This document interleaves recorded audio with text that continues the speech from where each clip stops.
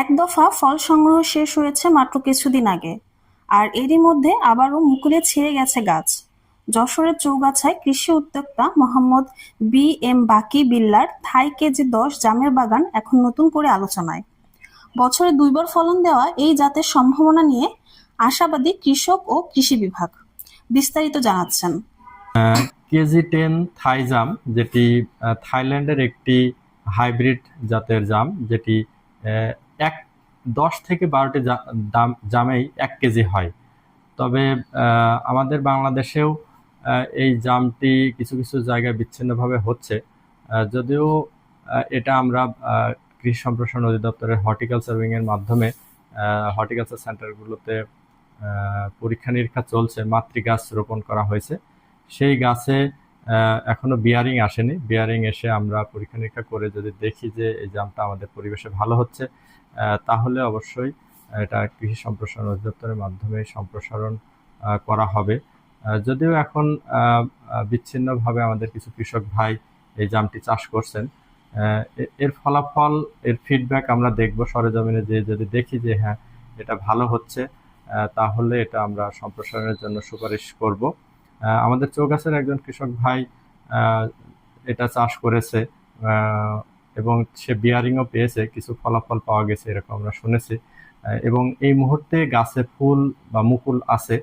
আমরা যেহেতু এই মুহূর্তে মুকুল আছে, এর মানে হচ্ছে এটা হচ্ছে বছরব্যাপী হবে, অর্থাৎ 12 মাসে জাম হবে, ইয়ার রাউন্ড, অর্থাৎ বছরে 2 বার এই জামটি পাওয়া যাবে। তো এটা হচ্ছে আরো ভালো উদ্যোগ, যে অসময়েও যখন এই জামটা পাওয়া যাবে, তখন যদি কমার্শিয়ালি এটা চাষ করা হয় তাহলে কৃষক ভাই লাভজনক হবে।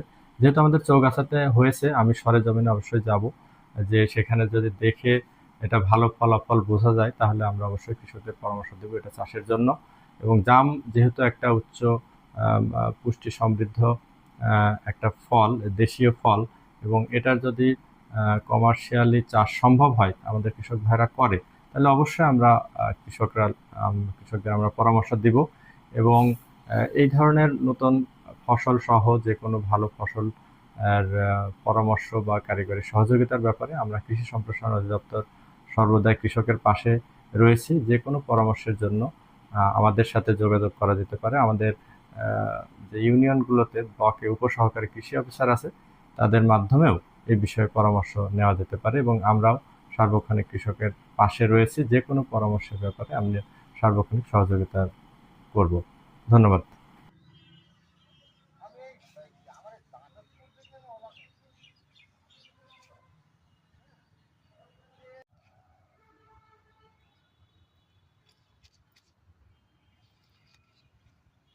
আমার জীবনে এরম জাম গাছে দেখিনি, সুস্বাদু বা বড় বড় জাম।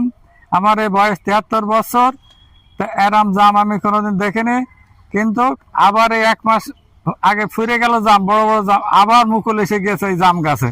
তাই এত সুন্দর থাই কেজি 10 জাম গাছ, এত সুন্দর আমি আর কখনো দেখিনি আমার বয়সে।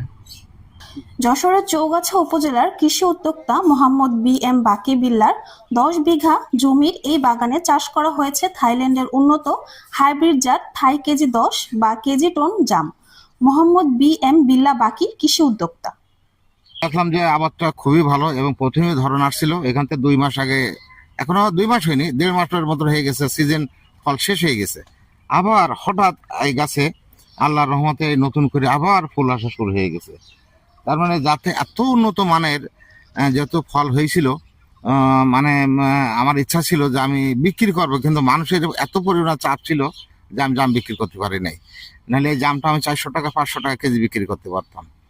তো এখন বর্তমান এই থাই কেজি 10 কালো জামের যে মানে প্রচারণা চলছে বর্তমান বাংলাদেশে, এই কেজি 10 জাম বহু লোকে চাচ্ছে। আমি যেহেতু চারা তৈরি করছি, দেখছেন আমি অনেক চাষ মানে ফলনটা খুবই ভালো দেখে, উন্নত মানের ফলন দেখে আমি আবার নতুন করে 10 বিঘা গাছ, 10 বিঘা আমি এই থাই কেজি 10 জামের কালো জামের বাগান করছি। আপনি এই চারা সংগ্রহ করলেন কোথা থেকে? এটা আমি থাইল্যান্ড থেকে সংগ্রহ করছি।